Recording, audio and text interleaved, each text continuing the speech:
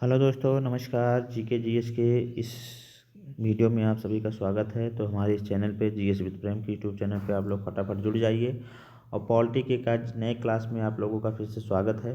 4 class हमारी already uploaded हैं। 5वीं क्लास में आप लोगों का स्वागत करते हैं। आज हम पॉलिटी के सेगमेंट को ख़त्म करेंगे और आज हम संविधान के भाग, अनुच्छेद और उनके कुछ जो पॉलिटिकल्स हैं उनके बारे में हम यहाँ पर और सूचियों के बारे में डिस्कस करेंगे। तो चलिए देर न करते हुए शुरुआत करेंगे हम क्लास को। तो फटाफट आप लोग हमारी इस क्लास से जुड़ जाइए और इसकी हमारी जीके जीएस की जितने भी क्लास हैं, चाहे आप आधुनिक इतिहास की हो या मध्यकालीन इतिहास, प्राचीन इतिहास, उन सभी की वीडियो अब हमारी प्लेलिस्ट में अपलोड है। आप जाके वहाँ देख सकते हैं, वहाँ से टॉपिक वाइज रिवीजन कर सकते हैं। और उस प्राचीन इतिहास के हमने वन लाइनर के माध्यम से 500 प्लस क्वेश्चनों की रिवीजन भी करवा दी है। और हम जल्द ही और बाकी जो विषय हैं जैसे मध्यकालीन इतिहास हो गए और प्राचीन आधुनिक इतिहास, पॉलिटी के, इसके भी एमसीक्यू वन लाइनर के माध्यम से हम जल्दी लेकर आप लोगों के बीच में आएंगे। तो चलिए शुरुआत करते हैं आज के सेगमेंट को। तो संविधान के भाग, जी हाँ, मूल संविधान में हमारे संविधान में कुल टोटल 22 भाग हैं। जी हाँ, इनकी बात करेंगे तो पहले भाग में, जी हाँ, भाग नंबर 1 में संघ उसका राज क्षेत्र, जो कि अनुच्छेद 1 से 4 है। जी हाँ, पहले भाग में हमारा जो है संघ उसका राज क्षेत्र है, जो कि अनुच्छेद 1 से 4 है। इसे आप लोग याद रखेंगे। भाग 2 की बात करेंगे तो भाग 2 में हमारा नागरिकता है, जी की, जो अनुच्छेद 5 से 11 है। जी हाँ, 5 से 11 अनुच्छेद में हमारा नागरिकता शामिल है। भाग 3 की बात करेंगे तो भाग 3 में मौलिक अधिकार हैं। जी हाँ, भाग 3 में मौलिक अधिकार जो कि सबसे महत्वपूर्ण है और 12 से लेकर 35 तक अनुच्छेद इसमें सम्मिलित हैं। भाग 4 की बात करेंगे तो राज्य के नीति निर्देशक तत्व, जो कि अनुच्छेद 36 से 51 में, यह भी बहुत महत्वपूर्ण है, इसे आप लोग याद रखेंगे। भाग 4 में क्या है? राज्य के नीति निर्देशक तत्व। भाग 4 का की बात करेंगे तो मौलिक कर्तव्य इसमें है अनुच्छेद 51 का के तहत। जी हाँ, इसे बाद में जोड़ा गया था, इसे आप लोग जानते होंगे, सरदार सरोवर सिंह समिति की सिफारिश पर। तो इसे आप लोग याद रखेंगे। 51 का में इसे जोड़ा गया था, तो इसे आप लोग याद रखेंगे। भाग 5 की बात करेंगे तो संघ है, इसमें अनुच्छेद 52 से लेकर 151 तक। जी हाँ, भाग 6 की बात करेंगे तो राज्य है, जो कि अनुच्छेद 152 से लेकर 237 तक। इसे आप लोग याद रखेंगे। भाग 7 की बात करेंगे तो इसे निरसित कर दिया गया, अनुच्छेद 238 में संबंधित था और इसे अब निरसित कर दिया गया। भाग 8 की बात करेंगे तो इसमें संघ राज्य क्षेत्र, जो कि अनुच्छेद 239 से 242 तक है। जी हाँ, इसे आप लोग याद रखेंगे, संघ राज्य क्षेत्र। भाग 9 की बात करेंगे तो पंचायतें, जो कि सबसे महत्वपूर्ण, अनुच्छेद 243 से 243 तक है। जी हाँ, इसे आप लोग याद रखेंगे। पंचायतें इसमें है भाग 9 में। भाग 9 का की बात करेंगे तो इसमें नगर पालिकाएँ हैं, अनुच्छेद 243 ता से लेकर 243 या छा तक, इसे भी आप लोग याद रखेंगे। भाग 9 खा की बात करेंगे तो सहकारी समितियाँ, जो कि अनुच्छेद 243 या जा से लेकर 243 या ना तक, तो इसे आप लोग याद रखेंगे। भाग 10 की बात करेंगे तो अनुसूचित जातियों और जनजाति, जी हाँ, अनुसूचित जाति और अनुसूचित जनजाति क्षेत्रों के लिए है, जो कि 243 से 243 यहाँ पर अनुच्छेद 244 से 244 का तक के लिए है। कौन सा? अनुसूचित जाति और जनजातीय क्षेत्र, भाग 10 में। भाग 11 की बात करेंगे कि संघ और राज्यों के बीच संबंध, इसमें है अनुच्छेद 245 से 263 तक। संघ और राज्यों के बीच संबंध कौन सा है? भाग 11। भाग 10 जो है अनुसूचित और जनजातीय क्षेत्रों से संबंधित है। भाग 12 की बात करेंगे तो इसमें वित्त, संपत्ति, संविदाएं, वाद, अनुच्छेद 264 से लेकर 300 का तक है। तो यहाँ जो हमारा संपत्ति का अधिकार था 19 में, उससे हटाकर यहाँ पर भाग 12 में लाया गया है, सब 300 का में, जो कि संपत्ति के अधिकार को सुरक्षित करता है। भाग 13 की बात करेंगे तो भारत के राज्य क्षेत्र के भीतर व्यापार और वाणिज्य समागम, अनुच्छेद 301 से 307। भारत और राज्य क्षेत्र के भीतर व्यापार और वाणिज्य समागम, भाग 13 में। भाग 14 की बात करेंगे तो वाणिज्य समागम, संघ और राज्यों के अधीन सेवाएं, अनुच्छेद 308 से 323। भाग 14 की बात करेंगे तो अधिकरण, अनुच्छेद 323 का से 323 खा तक। भाग 15 की बात करेंगे तो इसमें निर्वाचन है, अनुच्छेद 324 से 329 का तक। भाग 16 की बात करेंगे तो कुछ वर्गों के संबंध में विशेष उपबंध है, अनुच्छेद 330 से 342 का तक। भाग 17 की बात करेंगे तो राजभाषा है यहाँ पे 343 से 351 तक। भाग 18 की बात करेंगे तो आपात उपबंध है 352 से 360 तक। भाग 19 की बात करेंगे तो प्रकीर्णन, अनुच्छेद 361 से 367 तक। भाग 20 की बात करेंगे तो संविधान संशोधन, अनुच्छेद 368, जो कि बहुत महत्वपूर्ण है, भाग 20 में है। भाग 21 की बात करेंगे तो अस्थायी, संक्रमणकालीन और विशेष उपबंध, अनुच्छेद 369 से 392 तक। और भाग 22 की बात करेंगे तो संक्षिप्त नाम, प्रारंभ हिंदी में, प्राधिकृत पाठ और निरसन, अनुच्छेद 393 से 395। तो ये हमारे टोटल 22 भाग हो गए, जिसमें हमारी क्या क्या चीज़ शामिल है इसको हमने डिस्कस कर लिया। अब हम यहाँ पर अनुसूचियों की बात करेंगे तो जैसा कि आप लोग जानते हैं कि हमारे संविधान में कुल मूल में 8 अनुसूचियाँ थीं, 4 बाद में जोड़ी गई। तो इस समय टोटल कुल 12 अनुसूचियाँ हैं। तो आइए उन 12 अनुसूचियों के बारे में हम यहाँ डिस्कस करेंगे। तो सबसे पहले देखेंगे पहली अनुसूची। जी हाँ, पहली अनुसूची में संघ और राज्य क्षेत्र हैं यहाँ पर, इसे आप लोग याद रखेंगे। दूसरी अनुसूची की बात करेंगे तो राष्ट्रपति, राज्यपाल, लोकसभा, विधानसभा अध्यक्ष, उपाध्यक्ष, राज्यसभा एवं विधान परिषद के सभापति, उपसभापति, उच्चतम एवं उच्च न्यायालय के न्यायाधीश और कैग के मिलने वाला वेतन और भत्ते जो है इसमें शामिल हैं दूसरी सूची में। तो यहाँ आप देख सकते हैं कि राष्ट्रपति, राज्यपाल, लोकसभा, विधानसभा अध्यक्ष, उपाध्यक्ष, राज्यसभा, विधान परिषद के सभापति, उपसभापति, उच्चतम और उच्चतम न्यायालय के न्यायाधीश तथा कैग को मिलने वाला वेतन और भत्ते जो है हमारी दूसरी अनुसूची में शामिल हैं। तीसरी की बात करेंगे तीसरी अनुसूची में तो भारत संघ के प्रमुख पदाधिकारियों के शपथ और प्रतिज्ञान का प्रारूप है यहाँ पर। चौथी अनुसूची की बात करेंगे तो राज्यसभा में स्थानों का आवंटन जो कि हमारी चौथी अनुसूची में दिया गया है, इसे आप लोग याद रखेंगे। पाँचवीं अनुसूची की बात करेंगे तो अनुसूचित क्षेत्रों, अनुसूचित जनजातियों के प्रशासन और नियंत्रण के बारे में उपबंध किया गया है। तो यहाँ देख सकते हैं कि पाँचवीं अनुसूची में अनुसूचित क्षेत्र और अनुसूचित जनजातियों के प्रशासन और नियंत्रण के बारे में उपबंध किया गया है। छठी अनुसूची की बात करेंगे तो असम, मेघालय, त्रिपुरा, मिजोरम के राज्यों के जनजातीय क्षेत्रों के प्रशासन के बारे में यहाँ पर उल्लेखित किया गया है। असम, मेघालय, त्रिपुरा और मिजोरम राज्यों के जनजातीय क्षेत्रों के प्रशासन के बारे में यहाँ पर उल्लेखित किया गया। सातवीं सूची की बात करेंगे तो संघ और राज्यों के बीच शक्तियों का विभाजन, संघ सूची, राज्य सूची, समवर्ती सूची। जी हाँ, यहाँ सातवीं सूची में हम जो है संघ और शक्तियों के बीच शक्तियों का विभाजन किया गया। इसमें संघ सूची, राज्य सूची, समवर्ती सूची तीनों का उल्लेख है। आठवीं की बात करेंगे तो इसमें कुल 22 भाषाओं को मान्यता दी गई है। जी हाँ, आठवीं सूची में कुल 22 भाषाओं को मान्यता दी गई है। अब नौवीं सूची की बात करेंगे, कुछ अधिनियमों और विनियमों का विधिमान्यीकरण है जो कि इन्हें बाद में जोड़ा गया था। कुछ अधिनियमों और विनियमों का विधिमान्यीकरण है। 10वीं सूची की बात करेंगे तो दल परिवर्तन के आधार पर निरंतरता के बारे में उपबंध है। जी हाँ, दल बदल परिवर्तन 1985 में जैसा कि आप लोग जानते हैं ये आया था ये, और 10वीं सूची से संबंधित है ये। 11वीं सूची की बात करेंगे तो पंचायतों की शक्तियाँ, प्राधिकार, उत्तरदायित्व हैं। जी हाँ, 1992 में यहाँ पर पंचायती राज शासन प्रणाली, स्थानीय स्वशासन की शुरुआत हुई थी और पंचायतों की शक्तियाँ, प्राधिकार, उत्तरदायित्व जो है हमारी 11वीं सूची से संबंधित है। 12वीं सूची जो है नगर पालिकाओं की शक्तियाँ और प्राधिकार उत्तरदायी से संबंधित है, जिसे अभी आप लोग याद रखेंगे। तो यहाँ हमने देख लिया कि 12 सूची और 22 भागों के बारे में हमने पढ़ लिया, कौन कौन से सूची में क्या क्या है और किस किन भागों में क्या क्या है, इसे हम लोगों ने डिस्कस कर लिया। यहाँ से हमारे एक आध सवाल जरूर बन जाते हैं पॉलिटी से, जो आप लोग याद रख लेंगे। अब हम चलते हैं भारतीय संविधान के कुछ महत्वपूर्ण अनुच्छेदों के बारे में चर्चा करेंगे।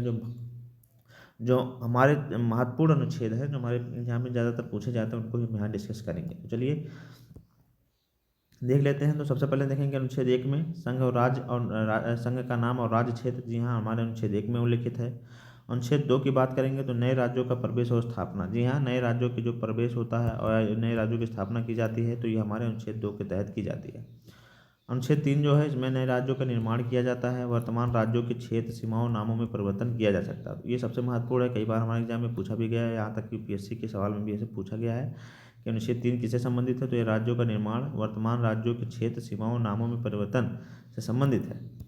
अनुच्छेद 5 की बात करेंगे तो संविधान के प्रारंभ पर नागरिकता। जी हाँ, अनुच्छेद 5 में जो है संविधान के प्रारंभ पर नागरिकता का उल्लेख किया गया है। अनुच्छेद 12 की बात करेंगे तो राज्य की परिभाषा इसमें दी गई हुई है। जी हाँ, अनुच्छेद 14 की बात करेंगे तो विधि के समक्ष समता और विधियों का समान संरक्षण। तो ये बहुत इंपॉर्टेंट है, यहाँ से भी हमारे एग्जाम में सवाल बनते हैं कि अनुच्छेद 14 किससे संबंधित है। तो विधि के समक्ष समता और विधियों का समान संरक्षण हमारे अनुच्छेद 14 से संबंधित है। अनुच्छेद 15 की बात करेंगे तो धर्म, मूल वंश, जात, लिंग और जन्म स्थान। जी हाँ, 5 प्रकार के आधार पर विभेद का प्रतिषेध है। जी हाँ, धर्म है, मूल वंश है, जाति है, लिंग है और जन्म स्थान, इसके आधार पर विभेद का प्रतिषेध किया गया है अनुच्छेद 15 के अनुसार। अनुच्छेद 16 की बात करेंगे तो लोक नियोजन में अवसर की समता। जी हाँ, यहाँ पर लोक नियोजन में अवसर की समता की बात की गई है। जी हाँ, तो जितने भी नौकरियाँ होती हैं उसमें सभी को मतलब समान अधिकार मिलने का यहाँ बात की गई है। अनुच्छेद 17 की बात करेंगे तो अस्पृश्यता का अंत किया गया है। जी हाँ, अनटचेबिलिटी इसमें की गई है, छुआछूत को भेदभाव को लेकर यहाँ पर अनुच्छेद 17 वर्णित है। अनुच्छेद 18 की बात करेंगे तो उपाधियों का अंत किया गया है। जी हाँ, यहाँ पर जो पहले कोई उपाधि दी जाती थी उन सबको अंत यहाँ पर किया गया है। लेकिन इसमें अपवाद है, जो भारत रत्न है और जो पुरस्कार हैं भारत रत्न, ये हमारे अपवाद कहे गए हैं। पद्म पुरस्कार, बाकी जितने भी पुरस्कार हैं इनको अपवाद माना गया है और इनको एक पुरस्कार माना गया है। अगला देखेंगे अनुच्छेद 19 जो है वाक स्वतंत्रता एवं विषेक आदि कुछ अधिकारों का संरक्षण। जी हाँ, वाक एवं व्यक्तिगत स्वतंत्रता जो है हमारे अनुच्छेद 19 में है, बहुत ही व्यापक है, इसे आप लोग जरूर याद रखेंगे, इतना ही आप लोग याद रखिए। अनुच्छेद 20 की बात करेंगे तो अपराधों के दोष सिद्धि के संबंध में संरक्षण। जी हाँ, कोई अपराध आदमी करता है तो उसके दोष सिद्धि के संबंध में यहाँ पर संरक्षण दिया गया है। अनुच्छेद 21 की बात करेंगे तो प्राण और दैहिक स्वतंत्रता। जी हाँ, प्राण और दैहिक स्वतंत्रता और संरक्षण सबसे महत्वपूर्ण अनुच्छेद जो है हमारे आर्टिकल का, तो इसे आप लोग जरूर याद रखेंगे। अनुच्छेद 21 का की बात करेंगे तो 6 से 14 वर्ष के सभी बच्चों को निःशुल्क और अनिवार्य शिक्षा का अधिकार 86वां संविधान संशोधन के तहत इसे जोड़ा गया था, तो इसे भी आप लोग याद रखेंगे। अगला देखेंगे अनुच्छेद 22, कुछ दशाओं में गिरफ्तारी और निरोध से संरक्षण। जी हाँ, कुछ दशाओं में गिरफ्तारी और निरोध से संरक्षण अनुच्छेद 22 में। जी हाँ, कुछ दशाओं में गिरफ्तारी और निरोध से संरक्षण जो है अनुच्छेद हमारे 22 में है, इसे भी आप लोग याद रखेंगे।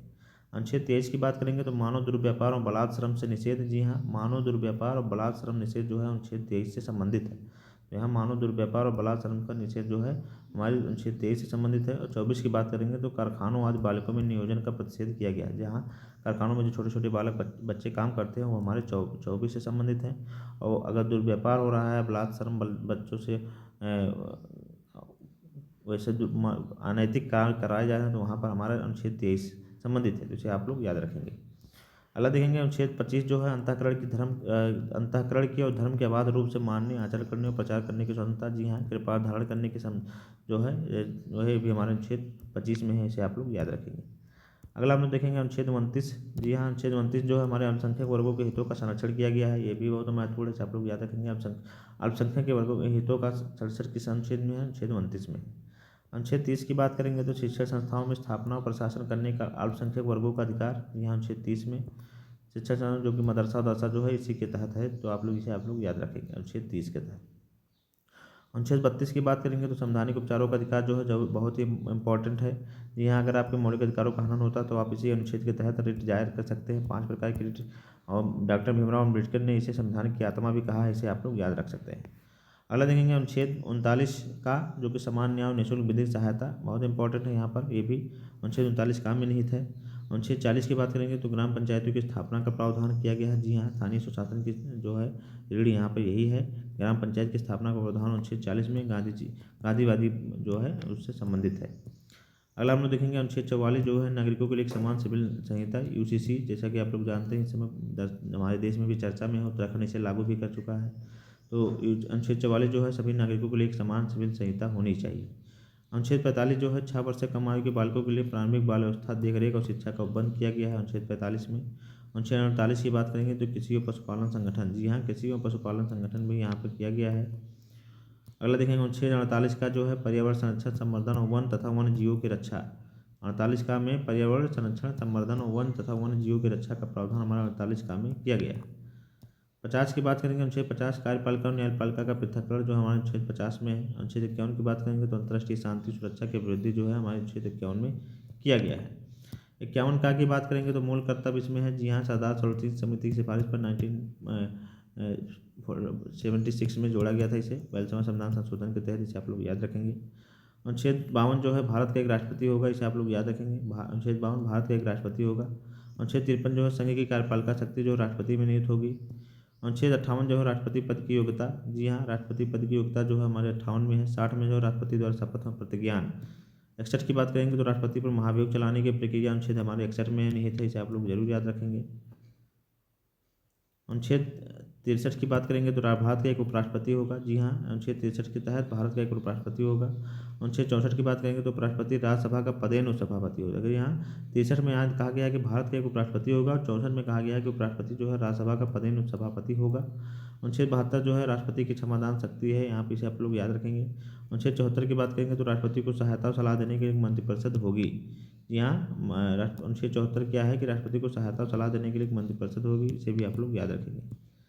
अगला हम लोग देखेंगे अनुच्छेद 75(1), प्रधानमंत्री की नियुक्ति राष्ट्रपति करेगा, अन्य मंत्रियों की नियुक्ति राष्ट्रपति जो है प्रधानमंत्री की सलाह पर करेगा, इसे आप लोग याद रखेंगे कि 75(1) में क्या कहा गया है कि प्रधानमंत्री की नियुक्ति जो राष्ट्रपति ही करेगा, और अन्य मंत्रियों की नियुक्ति जो है राष्ट्रपति प्रधानमंत्री की सलाह पर करेगा। अनुच्छेद 76 की बात करें, 76 की बात करें तो भारत का महान्यायवादी। जी हाँ, यहाँ पर भारत के महान्यायवादी की चर्चा जो है अनुच्छेद 76 में। अनुच्छेद 78 की बात करेंगे संसद का गठन होगा। जी हाँ, संसद का गठन की बात की गई अनुच्छेद 78 में। अनुच्छेद 85 की बात करेंगे तो संसद के सत्र, सत्रावसान और विघटन। जी हाँ, अनुच्छेद 85 में संसद का सत्र, सत्रावसान और विघटन जो है इसकी चर्चा यहाँ पर अनुच्छेद 85 में की गई लोकसभा स्पीकर के द्वारा।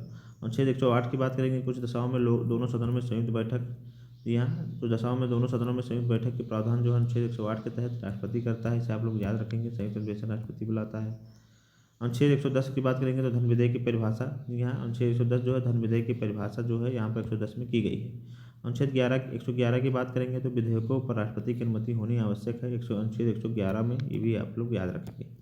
अनुच्छेद 112 जो है वार्षिक वित्तीय विवरण बजट जो है हमारे 112 में है।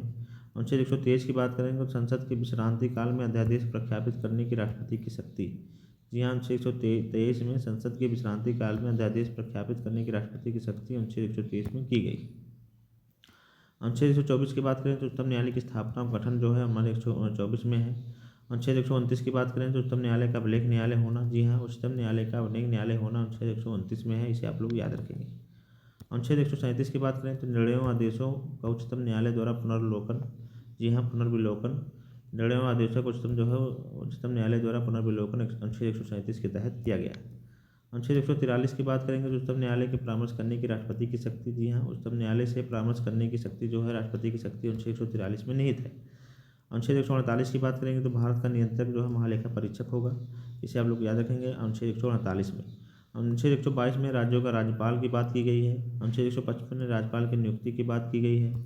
अनुच्छेद 161 में राज्यपाल के क्षमादान की शक्ति की बात की गई है। यहाँ वहाँ पर 61 था, यहाँ पर आप 161 देख सकते हैं कि यहाँ राज्यपाल की क्षमादान की शक्ति का प्रावधान 161 में किया गया है।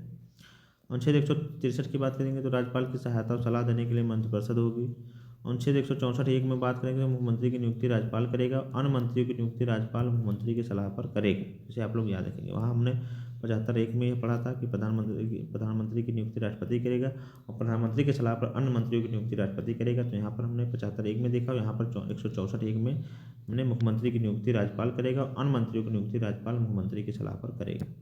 अनुच्छेद 165 जो है राज्य का महाधिवक्ता होगा, जी हाँ, इसे आप लोग याद रखेंगे। अनुच्छेद 169 की बात करें तो राज्यों में विधान परिषदों का उत्साधन और सृजन किया जाएगा। अनुच्छेद 200 जो है राज्यपालों द्वारा विधेयक पर अनुमति। अनुच्छेद 213 जो है विधानमंडल के विश्रांति काल में राज्यपाल के अध्यादेश जारी करने की शक्ति, इसे आप लोग जरूर याद रखेंगे कि अनुच्छेद 200 में राज्यपाल द्वारा विधेयकों पर अनुमति की जाएगी और अनुच्छेद 213 में जो है विधानमंडल के विश्रांति काल में राज्यपाल के अध्यादेश जारी करने की शक्ति। अनुच्छेद 214 की बात करें तो राज्यों के लिए उच्च न्यायालय, जी हाँ। अनुच्छेद 226 की बात करें तो कुछ रिट निकालने की उच्च न्यायालय की शक्ति, कुछ रिट निकालने की उच्च न्यायालय की शक्ति से भी आप लोग याद रखेंगे। अनुच्छेद 233 की बात करें तो जिला न्यायाधीश की नियुक्ति। अनुच्छेद 239 संघ राज्य क्षेत्रों का प्रशासन। अनुच्छेद 239 का दिल्ली के संबंध में विशेष प्रबंध। अनुच्छेद 243 का ग्राम सभा। अनुच्छेद 243 का पंचायतों का गठन, इसे आप लोग जरूर याद रखेंगे, बहुत इंपॉर्टेंट है। अनुच्छेद 243 घ की बात करेंगे तो पंचायतों का आरक्षण यहाँ पर ये है, 200 कहा जाता है, 243 डी में पंचायतों का आरक्षण। अनुच्छेद 243 झ पंचायतों के लिए वित्तीय स्थिति के पुनर्वलोकन के राज्य वित्त आयोग का गठन, जी हाँ, अनुच्छेद 243 आई में। अनुच्छेद 243 टी जो है टा जो है पंचायतों के निर्वाचन के लिए राज्य निर्वाचन आयोग का गठन, जी हाँ, 243 के में है ये। 243 था की बात करेंगे नगर पालिकाओं के गठन की बात की गई है। अनुच्छेद 243 या घा जिला योजना समिति, जी हाँ, 243 या घा में जिला योजना समिति की बात की गई है। अनुच्छेद 249 में है राज्य सूची के विषय में संबंध, राष्ट्रीय हित में विधि बनाने की संसद की शक्ति, इसे आप लोग याद रखेंगे। अनुच्छेद 253 की बात करेंगे तो अंतर्राष्ट्रीय करारों को प्रभावी बनाने के लिए विधान। 263 की बात करेंगे तो राज्य अंतर परिषद के संबंध में उपबंध, इसे भी आप लोग याद रखेंगे। अनुच्छेद 266 की बात करेंगे तो भारत और राज्यों के संचित निधियों और लोक लेखे जो है हमारे अनुच्छेद 266 में उल्लिखित है। अनुच्छेद 267 की बात करेंगे तो भारत की आकस्मिकता निधि, जी हाँ, आकस्मिकता निधि जो हमारे अनुच्छेद 267 में है। अनुच्छेद 279 का की बात करेंगे तो माल और सेवा कर परिषद, जी हाँ, जीएसटी काउंसिल जो हमारे 279 का में, इसे भी आप लोग याद रखेंगे।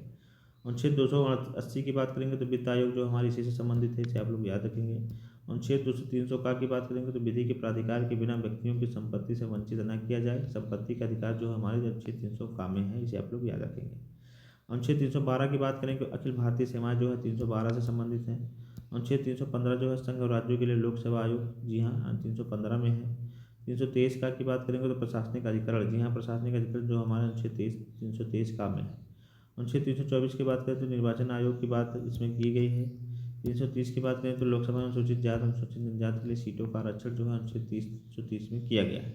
अनुच्छेद 332 की बात करें तो राज्यों की विधानसभा में अनुसूचित जातियों अनुसूचित जनजातियों के लिए सीटों का आरक्षण की बात अनुच्छेद 332 में की गई है। तो यहाँ हमने देख लिया 330 में लोकसभा अनुसूचित जाति और अनुसूचित जनजातियों के लिए सीटों का आरक्षण, और 332 में है जो विधानसभा में अनुसूचित जाति और जनजातियों की सीटों का आरक्षण की बात की गई है। अनुच्छेद 338 की बात करेंगे तो राष्ट्रीय अनुसूचित जनजाति आयोग, जी हाँ सॉरी अनुसूचित जाति आयोग है यहाँ पे। 338 का की बात करेंगे तो राष्ट्रीय अनुसूचित जनजाति आयोग है। 338 खा की बात करेंगे तो पिछड़े वर्गों के लिए राष्ट्रीय आयोग की बात की गई है। 343 की बात करेंगे तो यहाँ संघ की राजभाषा हिंदी और लिपि जो है देवनागरी होगी, इसे भी आप लोग याद रखेंगे। यहाँ से एग्जाम में हमारे जरूर सवाल पूछे जाते हैं। अनुच्छेद 300 का की बात करेंगे तो प्राथमिक स्तर पर मातृभाषा में शिक्षा और सुविधाएं जो है अनुच्छेद 350 का के तहत की गई है। अनुच्छेद 352 की बात करेंगे तो राष्ट्रीय आपातकाल घोषणा, बाह्य आक्रमण और सशस्त्र विद्रोह के आधार पर, इसे आप लोग जरूर याद रखेंगे। अनुच्छेद 356 की बात करेंगे तो राज्यों में संवैधानिक तंत्र के विफल हो जाने की दशा में राष्ट्रपति शासन का उपबंध किया गया है। अनुच्छेद 360 की बात करेंगे तो वित्तीय आपातकाल। अनुच्छेद 368 जो है संसद के संविधान संशोधन करने की शक्ति और प्रक्रिया जो हमारे 368 में की गई है।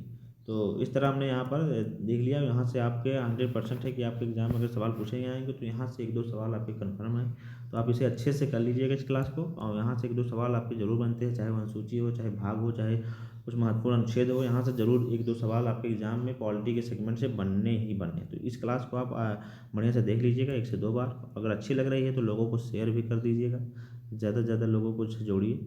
चलिए फिर हम मिलेंगे एक नए वीडियो में। अब हम आज का पॉलिटी का सेगमेंट जो हमारा समाप्त हो गया है। अब हम 5 क्लास में हमने पूरे पॉलिटी को यहाँ पर ख़त्म कर दिया है। आप छोटी छोटी क्लास हैं, आप जाकर देख सकते हैं, अपना रिवीजन कर सकते हैं बहुत बेहतरीन ढंग से। और फिर हम शुरू करेंगे अब शायद इतिहास से। आप लोग हमारी कमेंट बॉक्स में बताइए कि अगला कौन सा हम विषय शुरू करें आप लोगों के लिए। तो फिर हम मिलेंगे एक नई वीडियो में, तब तक आप लोग पढ़ते रहिए, स्वस्थ रहिए। नमस्कार, जय हिंद।